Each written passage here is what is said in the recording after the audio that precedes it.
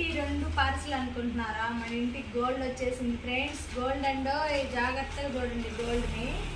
ఈ గోల్డ్ ఎంతో ఏం పెట్టి కొన్నానో మీకు చూపిస్తాను. ఇదిగోండి గోల్డ్.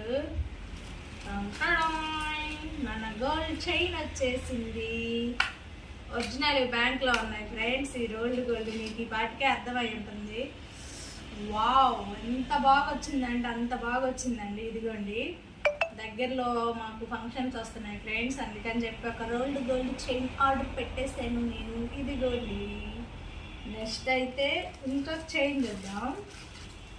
ఇది వచ్చి మా ఫ్రెండ్కి అండి, నాకు కాదు.